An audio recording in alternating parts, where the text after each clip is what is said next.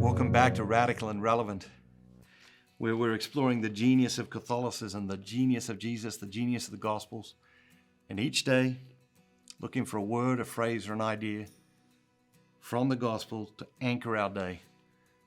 So take a moment, take a deep breath, welcome the Spirit, allow the Spirit to guide you to your word, your phrase, your idea for the day. Today's reading is from the Gospel of John, chapter 11, verses 1 through 45.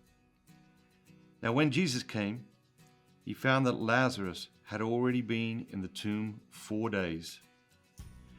Bethany was near Jerusalem, about 2 miles, and many of the Jews had come to Martha and Mary to console them concerning their brother. When Martha heard that Jesus was coming, she went and met him, while Mary sat in the house. Martha said to him, "Lord, if you had been here, my brother would not have died. And even now I know that whatever you ask from God, God will give you." And Jesus said to her, "Your brother will rise again." And Martha said to him, "I know that he will rise again in the resurrection of the last day." And Jesus said to her, "I am the resurrection and the life. He who believes in me, though he die, yet shall live. And whoever lives and believes in me shall never die. Do you believe this?" She said to him, "Yes, Lord, I believe that you are the Christ, the Son of God, he who is coming into the world." When Martha had said this, she went and called out her sister Mary, saying quietly, "The teacher is here, and he is calling for you." And when she heard it, she rose quickly and went to him. Now Jesus had not yet come to the village, but was still in the place where Martha had met him. When the Jews who were with her in the house consoling her saw Mary rise quickly and go out, they followed her, supposing that she was going to the tomb to weep there. Then Mary, when she came to where Jesus was and saw him, fell at his feet, saying to him, "Lord, if you had been here, my brother would not have died." When Jesus saw her weeping, and the Jews who came with her also weeping, he was deeply moved in spirit and troubled, and he said, "Where have you laid him?"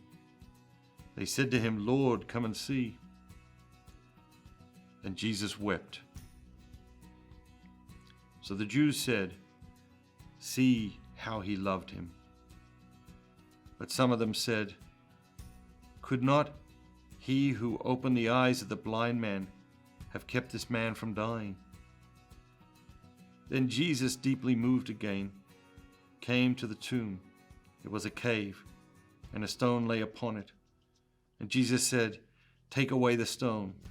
And Martha, the sister of the dead man, said to him, "Lord, by this time there will be an odor, for he has been dead 4 days."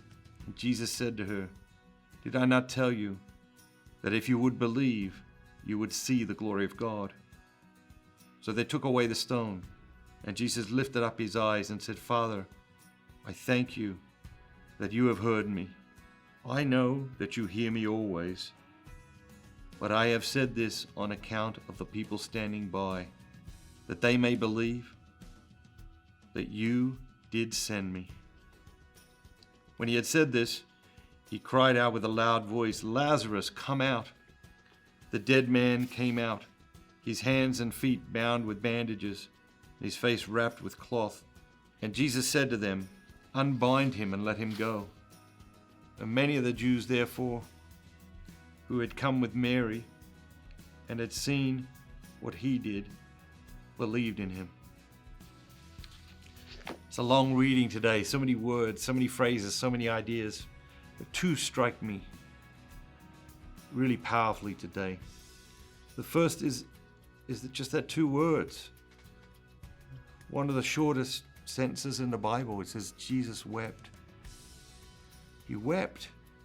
Now, this is his beautiful humanity coming forth. We know that Lazarus and Mary and Martha, they were friends of Jesus. And Jesus is overcome. He wept for his friend. And I think that's powerful.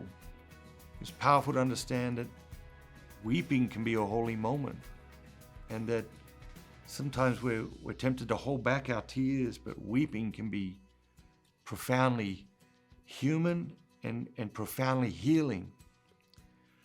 But the other thing that strikes me today is Jesus raises Lazarus from the dead, but he's bringing him back into a world of problems, right? He's bringing him back into a world of chaos and confusion and problems and turmoil and all this sort of stuff.